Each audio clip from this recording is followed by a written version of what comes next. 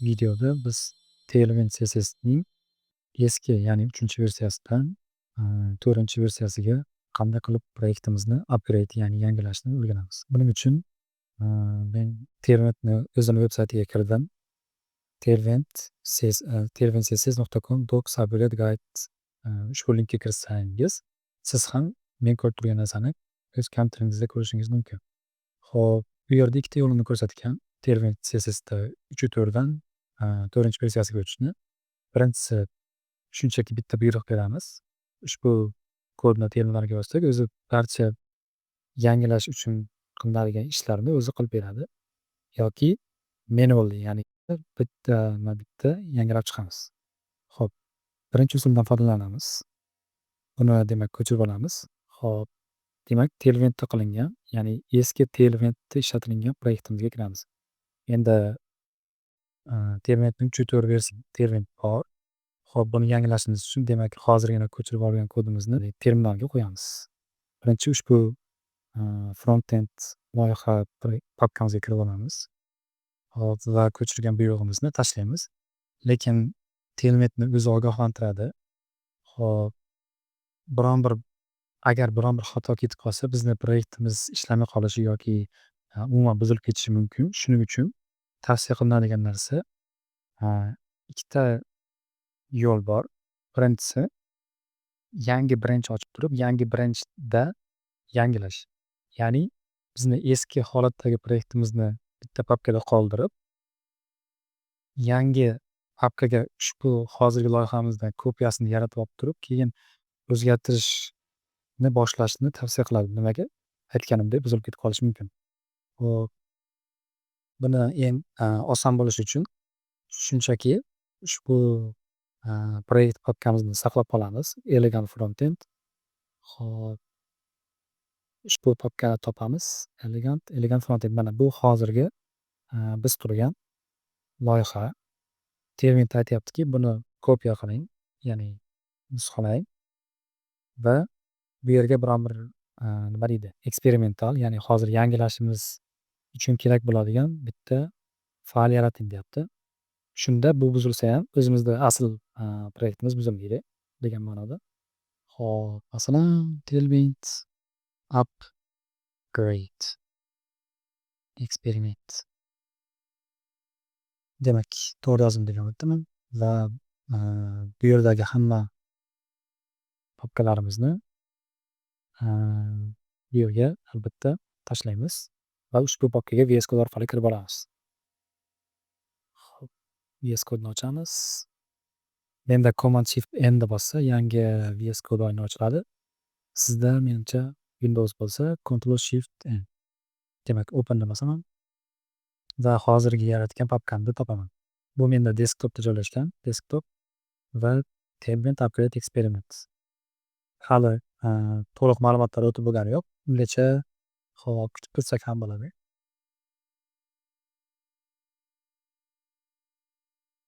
Hop, aytyaptiki, Tailwind CSSni o'zida bizda Node.js bo'lishi kerak albatta. Uning 20-versiyasi yoki undan yuqoriroq bo'lishi lozim. Hop, klass nomlari ham o'zgargan. Masalan, border opacity bu yerda border black slash bilan yoziladigan bo'lgan. Va masalan flex shrinkga o'zgargan. Shunga o'xshash juda ko'plab flex, ya'ni klass nomlari o'zgargan. Masalan, ulardan misol bo'lishi mumkin edi. Masalan, fox ring emas, endi fox ring 3 deyishimiz kerak ekan. Ya'ni uni aniq qanaligini yoki qancha miqdorda ishlatishimiz kerakligini aytishimiz lozim. 3 yoki 5 shunga o'xshash. Xo'p. Hop, bo'ldi. Esingizdan chiqmasdan albatta yangi boshqa papka ochib turib, buni nusxasini olish. Demak, buni Tailwind degan nomidan ham yuborishimiz mumkin. Bu boshqa, umuman boshqa fayl, papka. Demak, bizning hop, proyektimiz ishga tushdi va proyekt bu yerda Chrome'da ochib ko'rishimiz ham mumkin. Shunchaki localhost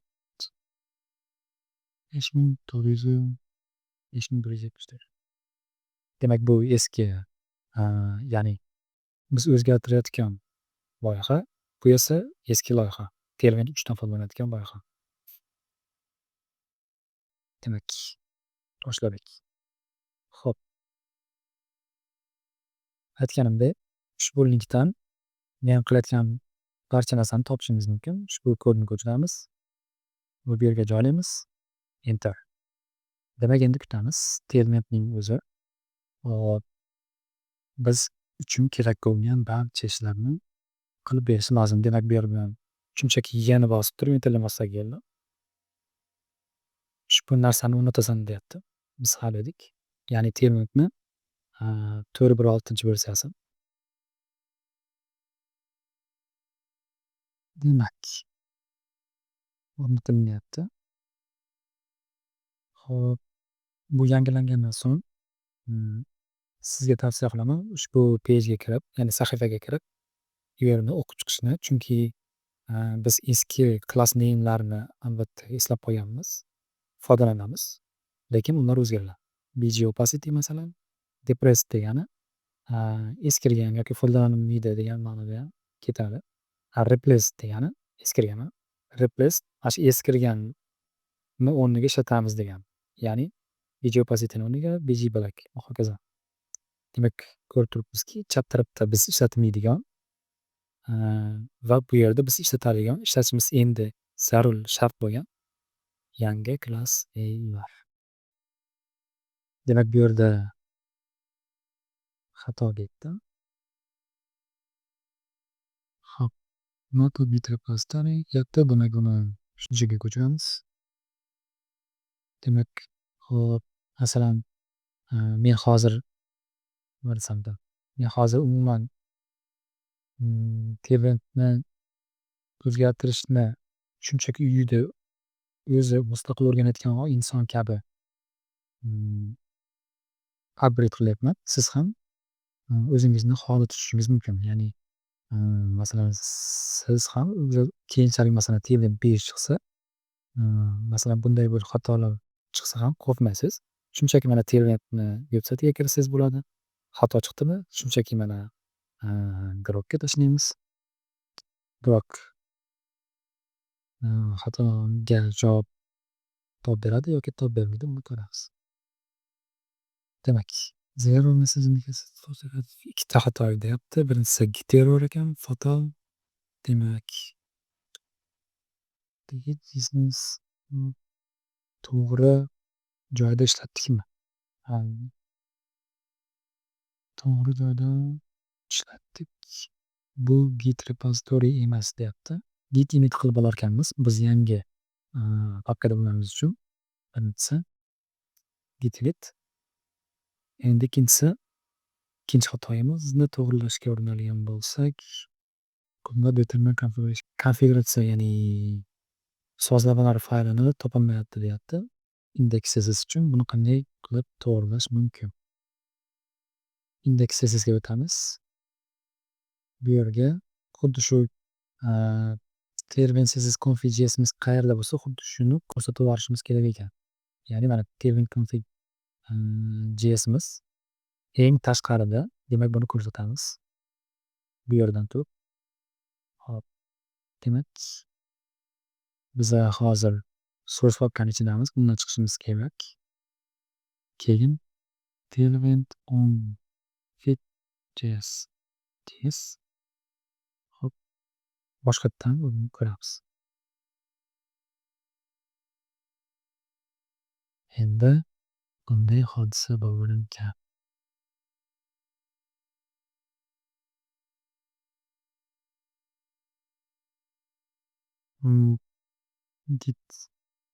Git init degandan so'ng meni esdan chiqyapti. Boshida git init dedik. Git init. Git init degandan so'ng bu yerga o'tamiz va plyusni bosamiz. Ya'ni bu hamma o'zgarishlarni saqlash degani. Hop.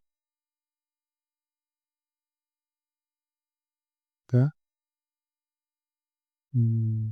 plyusni bosamiz. Deyaptiki, biza kommentariy yozishimiz kerak. Eng tepaga chiqsa kommentariy yozishimiz lozim. Label xohlagan narsa yozishingiz mumkin. Bu knopkani bossam menga o'zi yozib beradi. Hop, undan chiqamiz. Yana tepaga chiqamiz. Commit bo'ldi. Endi git status qiladigan bo'lsak, bizda toza bo'ldi. Endi yurgizamiz.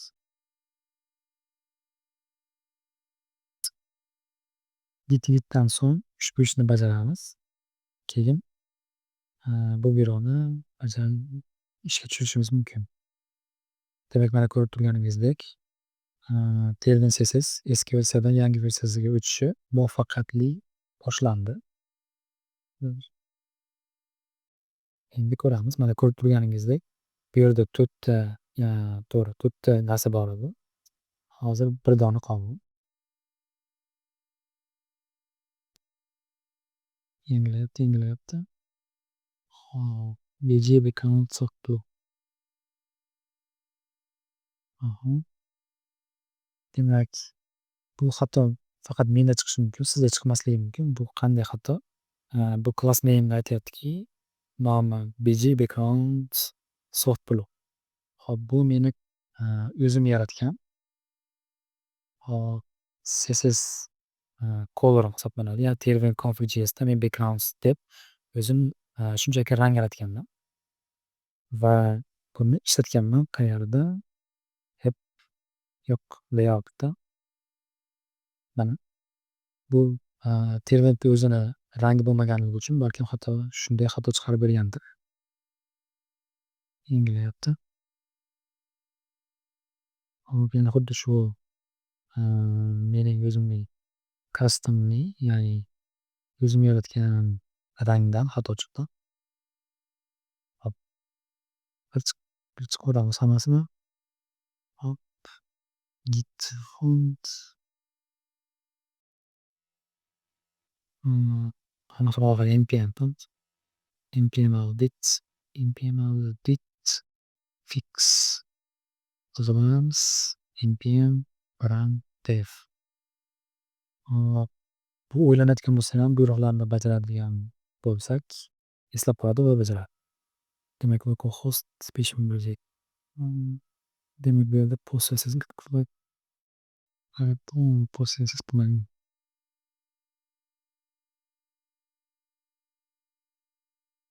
Demak, buni shunchaki o'rnatamiz. Postcss uni chiqarsak ham bo'ladi. npm install ko'rib turganingizdek, bizning Tailwindimiz yangilandi. 3-versiyadan 4-versiyaga buni isbot sifatida 4.1.6 versiya bo'ldi. Va biz uni o'rnatdik. Uni yana yurishga harakat qilamiz.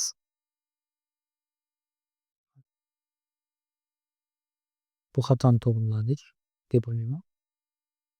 Demak, yo'q. Demak, postcss bo'yicha biz buni o'rnat deganda o'rnatdik. Endi va ikkinchisini postcssni xatosini ham to'g'rilaymiz. Demak, postcss o'zgartirishni bu yerda ko'rsatganman. Buni joylashimiz lozim. Yashilda ko'rib, orqasi yashilda ko'rsatilganini albatta. Demak, postcssni topamiz. Ikkalasi menimcha kerak emas. Bu yerga o'tamiz. Yangilamiz.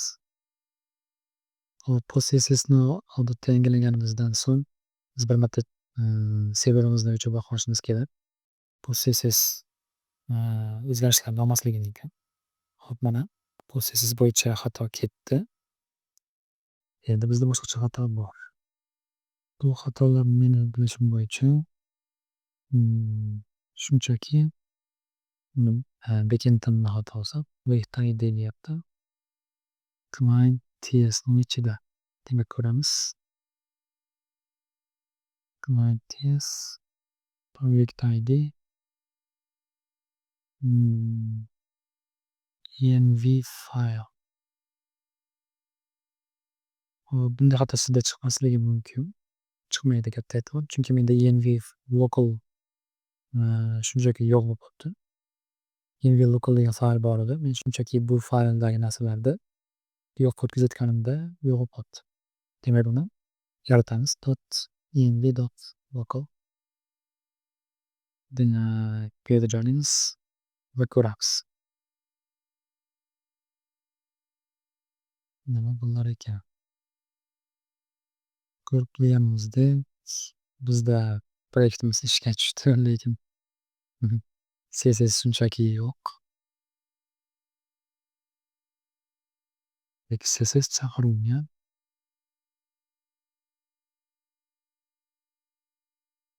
Index CSS. Bizda shunchaki termin ishlamayapti.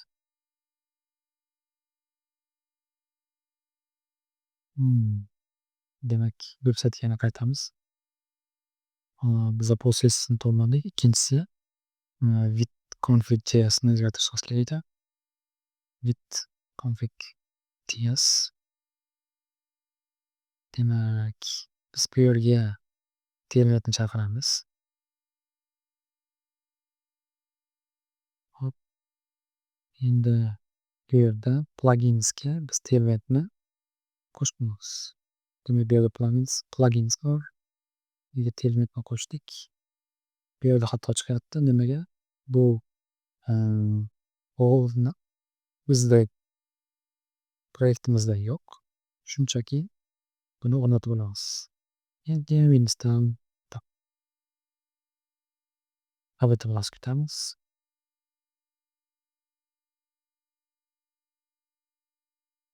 Ko'rib turganingizdek, men birinchi marta terminatni 4-versiyadan 4-versiyaga o'tkazishga urinayotgan odamdek o'zimni tutyapman. Aslida ham shunday. Siz ham nima deydi, xatolar chiqsa, boshqa bo'lsa, tarjima o'ttirish mobaynida siz ham keyinchalik masalan aytganimdek 4-versiyadan 5-versiyasiga bemalol o'tkaza olasiz. Demak, yubizamiz. Unga qaytamiz. Hop, bizda boshqacha xato chiqdi. Bu aytyaptiki bg background soft blue degan klass yo'q deyapti. Index CSS'dan kelyapti deyapti. Demak, index CSS bg background soft blue. bg background soft blue. Bu yerda nima qilishimiz? Demak, ingliz qani? Ko'rib turganingizdek, termit 3-4 versiyadan biz 4-versiyaga muvaffaqiyatli o'tdik. Ko'p pejlar o'zi yo'q proyektda. Hop, bizda qandaydir o'zgarishlar bormi? Ularga nazar solamiz. O'zgarishlar sizda bo'lishi mumkin balkim. Lekin men unchalik ko'p o'zgarishlarni sezmayapman. Bitta sezgan o'zgarishim, bu yerda buni line height'i o'ta ko'payib ketgan. Buni bu yerdan ko'rishimiz mumkin. Ikkalasini solishtiradigan bo'lsak,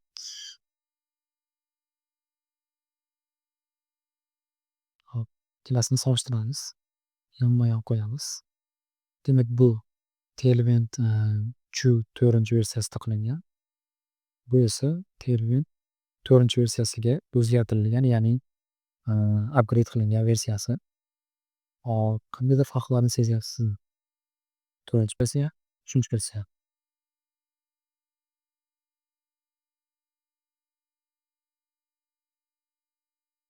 Demak, ko'rib turganingizdek, bu yerda hozirda faqatgina font size, ya'ni tekstga aloqador muammolar chiqyapti.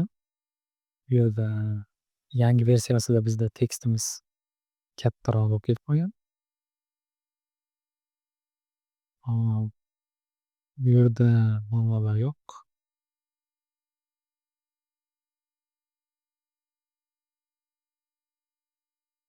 Bu yerda ham muammo ko'rinmayapti. Va bu yerda ham ko'rishimiz mumkinki, bizning tekstlarimiz kattalashgan, lekin masalan o'ta katta farqli buzib yuboradigan o'zgarishlar menimcha hozirda yo'q. Va yana ko'rishimiz mumkinki, bu teoriyaning 4-versiyasiga o'tkazganimizdan so'ng bizda scroll paydo bo'lib qoldi. Hop, demak, bular qanday qilib chiqmoqda? Ya'ni bu tekst kattalashib ketishi buni sababini topishga urinamiz demak. Bu bizning 4-versiyadagi 3-versiyadagi kodimiz. Bu 4-versiyadagi kodimiz. Demak, 4-versiyadagi kodimizni ko'ramiz. Aynan shu joyni. Hop, show collection. Demak, demak bu yerda page 2 turibdi. Show collection turibdi. Show collection. Balkim shundan bo'lishi mumkin. Ya'ni bizda media ishlashi o'zgargan. G'alati ishlatilgan. Hop, sababi nima? 4-versiya, emas 3-versiya. Bizda media ishlashi o'zgargan. Ya'ni medialar Minbits bo'yicha oldin foydalanilgan 640 piksel turibdi bu yerda. Minbits. Lekin bu yerda xuddi shuni ko'radigan bo'lsak, MediaWidth 640 piksel tekstga bandlik turibdi. Qanday qilib to'g'rilashimiz mumkin? Oddiy usulda foydalanib ko'ramiz birinchi. Ko'rganimizdek, biz agar important qo'yadigan bo'lsak, bizning kodimiz ishlayapti. Demak, ko'rib turganimizdek, important qo'yganimizdan so'nggina ishlayapti. Important qo'ymasak agar shunchaki ishlamayapti. Yana bitta holatni ko'rishimiz kerak. Important qo'ysak ishlayapti. Lekin bu katta bo'lganda ham o'zgaradimi? Yo'q. Ko'rib turganimizdek, important xuddi shu stilni har doim saqlab turibdi. Demak, important ishlatish albatta xato. Demak, biz uni qilib ko'ramiz. Tailwind tour media queries.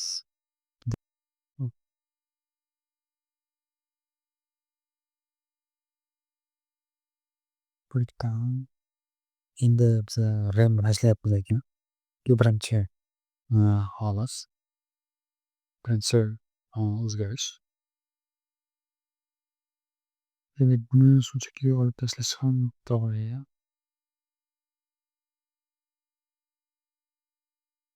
Simply unique. Yangisida ham, eskisida ham o'z ajoyib holat. Qanday qilib yechim topamiz? Grupga kiramiz. Grupga dardimizni aytamiz. Hop, nima deymiz? Bu eski mediani olamiz va grupga qaytamiz. Hey group. Tailwind 3 ishlatgan edi. Xuddi shunday media queryni. Lekin men Tailwind tour lekin men ham what I upgraded. Lekin men yangiladim. Proyektimni Tailwind tourga. Keyin u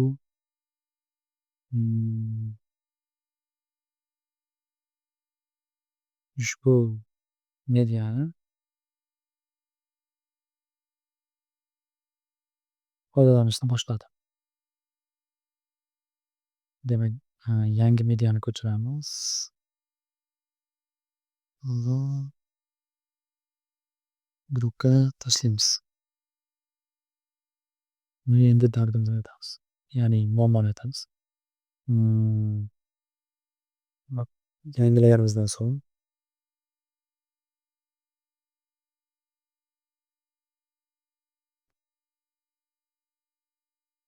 Turunchi versiyasiga. Mm, Bu xato yoki boshqacha ishlashdan boshqa.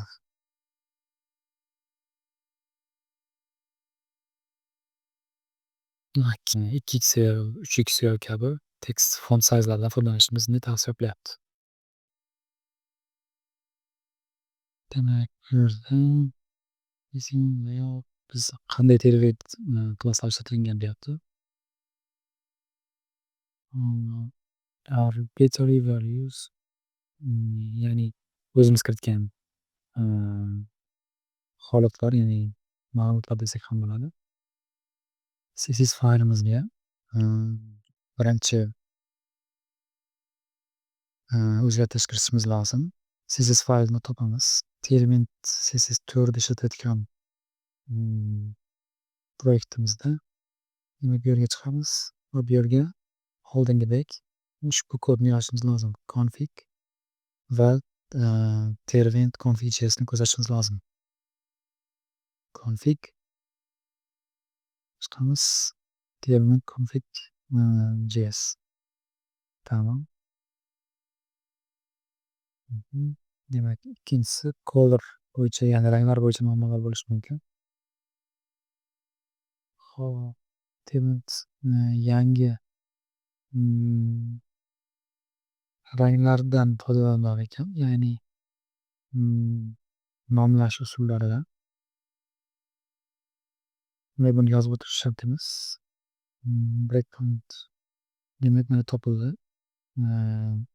Oldingidek kodimiz ishlashi uchun yangi tervent 4da biz ushbu kodlarni yozishimiz tavsiya qilinmayapti. Shunda ishlashi mumkin. Demak, ko'ramiz. Endi ushbu yozilmagan, ya'ni ushbu kodlar yozilmagan, tema, screens, breakpointlar berilmagan qisqasi. Shu breakpointlarni beramiz.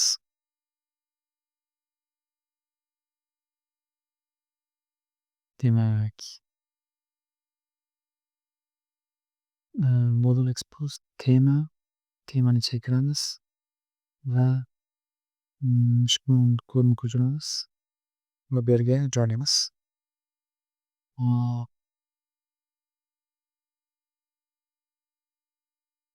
Kunlarni yozib qo'yamiz albatta. Hop, yana davom etamiz.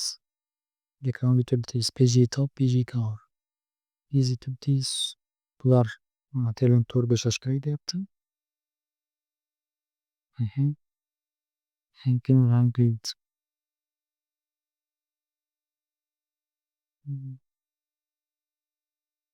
Hop, yangi tervent kiritgandan so'ng 4-versiyasiga aytyaptiki, keshlarni tozalamash lozim ekan.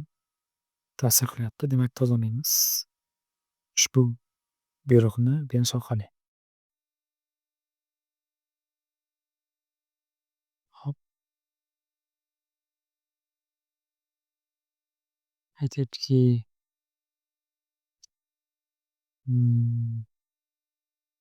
konfiguratsiyalarni to'g'rilash kerak. Birinchi qadam bu konfigni yozish. Buni yozdik. Ikkinchi qadam tervent config.jsni hop yangilashimiz, ya'ni o'zgartirish lozim. Content search JSX TST6 turibdi bu. Kontentni buni ichiga yozib qo'ysak ham bo'lar ekan. Ammo bizdan hech narsa ketmaydi.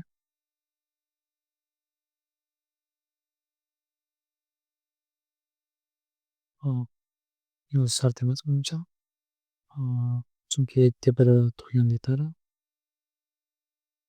Va buni yangilab olishni aytyapti. Biz bu yerdan ko'ramiz. Tervent config.js dark.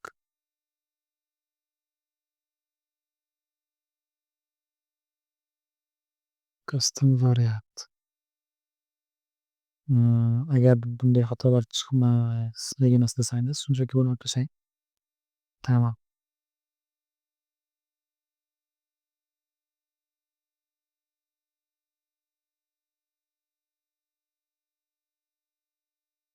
Hop, demak, bizda Terminator'ga yangilandi. Agar videoni davomini ko'rsangiz, qanday qilib bu muammolarga yechim topishni bilib olishingiz mumkin. Agar bunday muammo bizda chiqmagan bo'lsa, kattakon rahmat tomosha qilganingiz uchun. Hop, demak biz boshladik.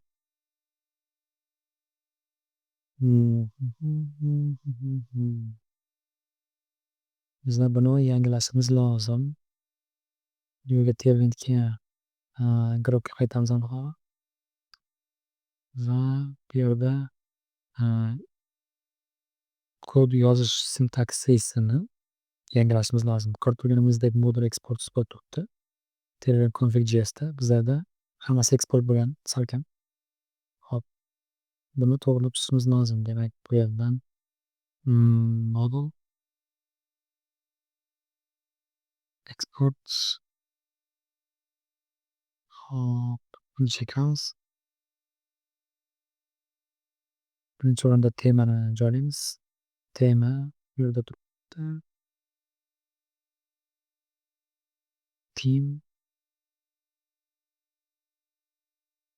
Theme demak extend va hokazo va hokazo.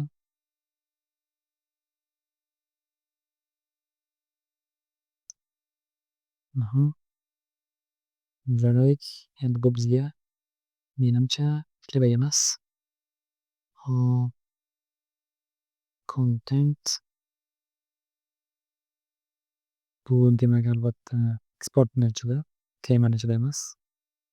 Hop, bu ham kerak bo'ladi. Bu ham kerak bo'ladi. Demak, bu va bu ketdi. Plugins. Pluginsni ham olamiz. Pastga tushib turib, demak, plugins this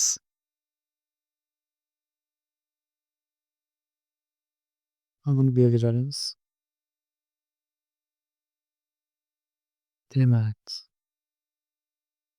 oxirgi qiladigan ishimiz HTMLga qarshi eng oxirgi terminalni boshlab o'rnata olish. Chiqamiz, qo'yamiz va eng oxirgi termin sessiyasini o'rnatganimizdan so'ng uni yangilash, ya'ni yangilashda xato ketgan bo'lsa deyapti ekan bu yerda. Buni kod yozishni urinib ko'ring deyapti. Ya'ni qisqa qilib aytadigan bo'lsak, bu ishlamasa agar buni ishlab ko'rishni aytyapti. Bizda bu Terminal o'zidagi ishlavi, buni ishlatishimiz shart emas.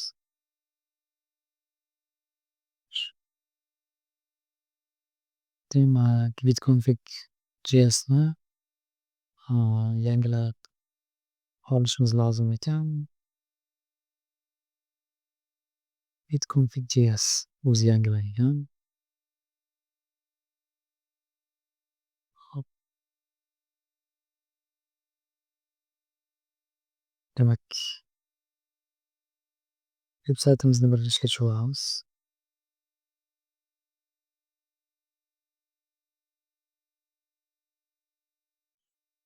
Endi run dev.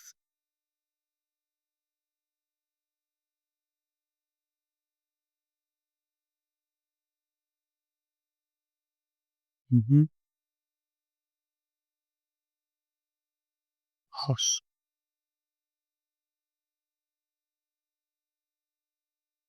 Demak, bizada bunday xato chiqyapti. Demak, yangisida plugin deyish kerak ekan. Pluginimiz bo'lishi kerak edi.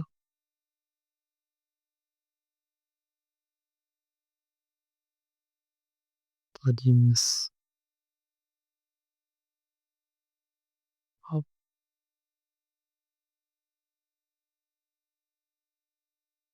PS xato bo'lishi mumkin ekan.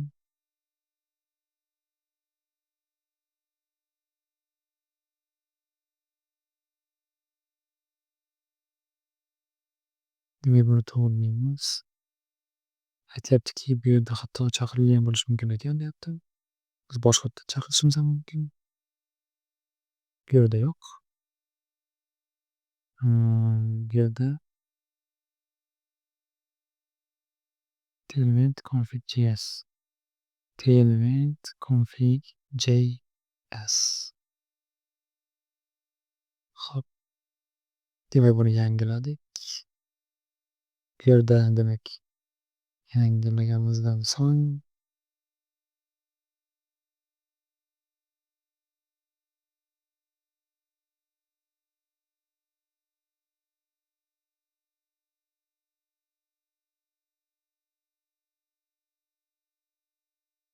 refresh qilib ko'ramiz.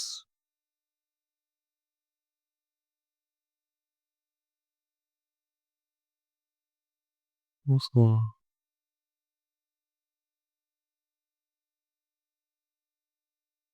Tailwind ham interaktiv ishlayapti. Demak bu qanday xato? Demak bu bilishim bo'yicha Maxwit'sning xatosi. Hop, buni to'g'rilashga urinamiz. Bizda demak container Excel bor. Breakpoint Excel bor.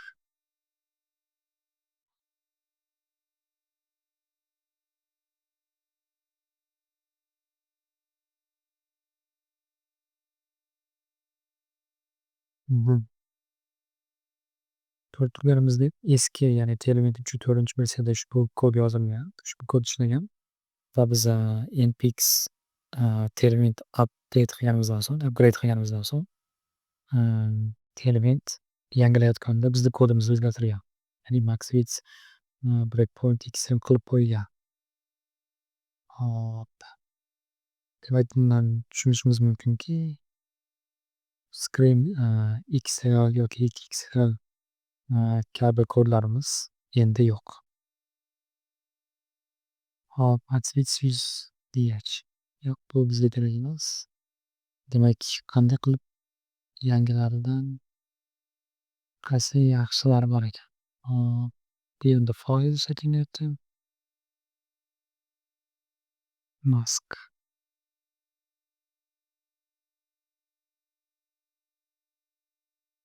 Pixel XS 3XL 3XL 4XL 5 6 7XL 7XLdan demak hozirda foydalanib turamiz yoki variable yaratib turib ishlatsak ham bo'ladi. Hop, disable to'g'rilandi.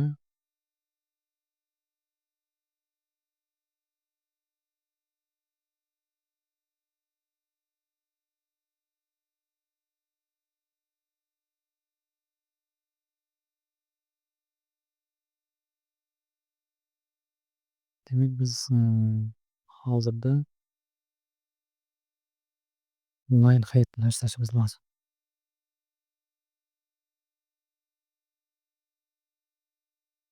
Simply unique.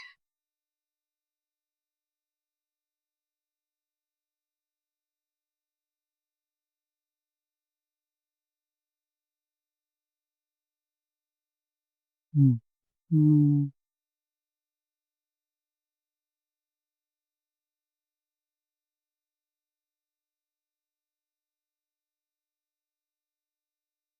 Mm. Mm.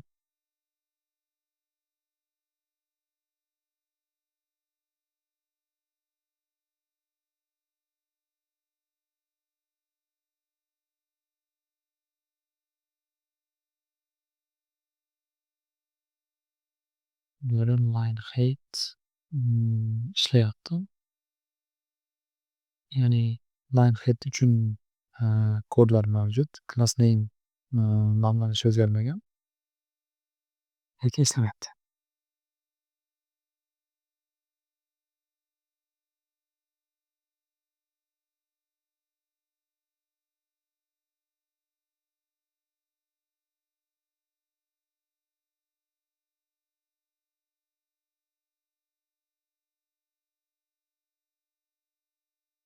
ko'rib turganimizdek,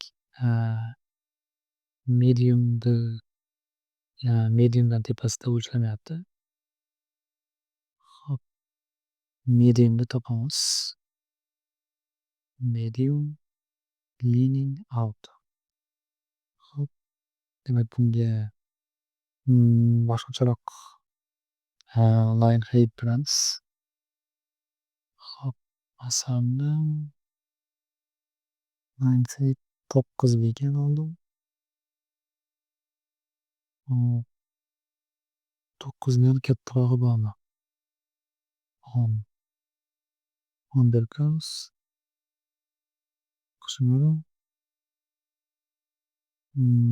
masalan 4.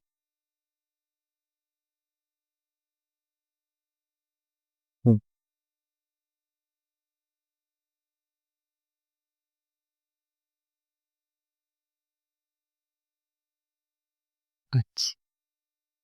Waxin bo'lmadi. 16. Simply better.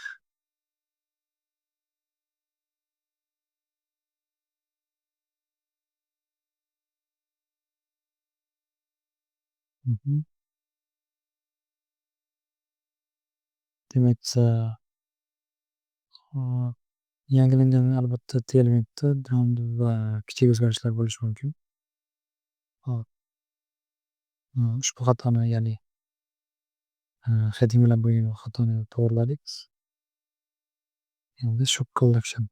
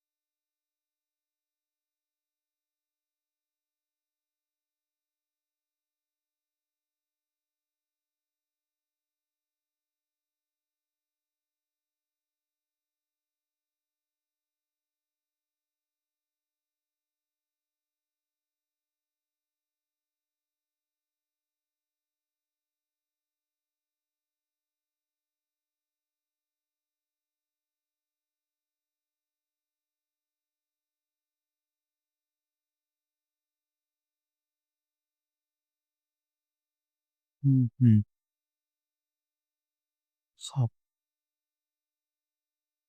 Bu xato faqat menda chiqishi mumkin.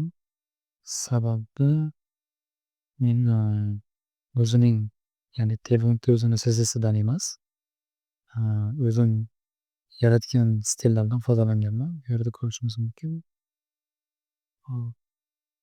Men har bitta headingga o'zim stil berib chiqqanman. Siz agar stil bermagan bo'lsangiz, o'zingiz stilda xato chiqmasligi mumkin. Demak, bu ham to'g'rilandi. Yana qanday xato bor?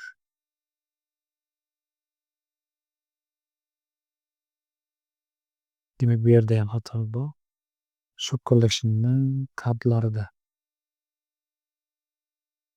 Shock collection'ga qaytamiz. Kodlarni topamiz. Hop, bu yerda ham demak sani h4 berib ko'ramiz.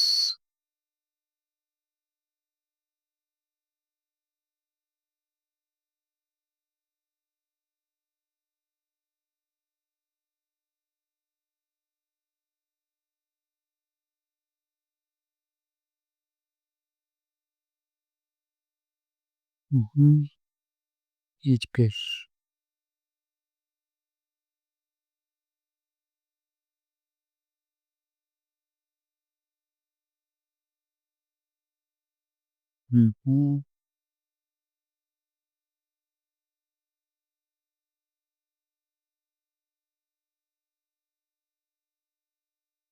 Xo'p,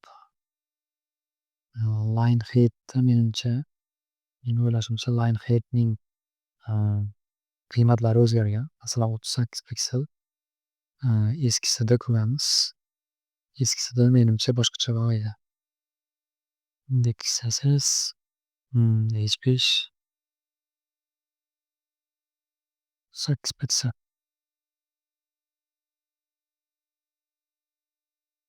Mana. Yo'q, bir xil ekan. Ancha.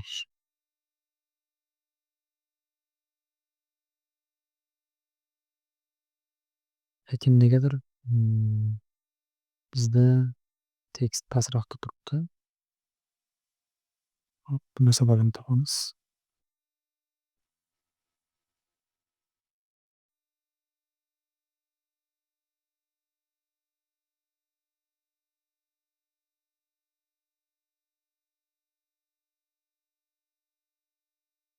Mmm,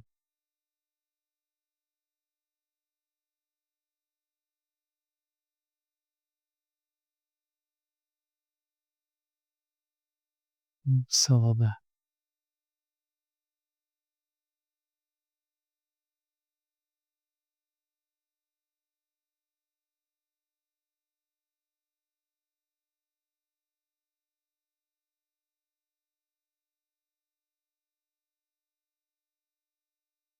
Also, meine Make-up ist mümkün. Meeting.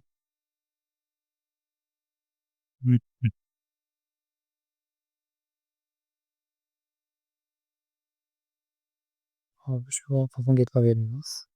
Ortafon, yangi terminal to'lib o'tganimizdan so'ng ishlamay qoldi. Baham ko'ramiz. Demak, bu to'g'rilandi. Ko'rib turganingizdek, alohida vaqt ajratib, har bir o'zgarishlarni bir qarab chiqish kerak. 100% Telegram 3 ga o'tganda zo'r ishlaydi degani emas. Biron-bir ko'rib turganingizdek hozirgidaqa xatolar chiqishi mumkin. Hop, lekin, veb-saytimiz to'liq buzilib ketadi degani emas. Xavfsiz ekan, ko'rib turganimizdek, bemalol yangilashingiz mumkin.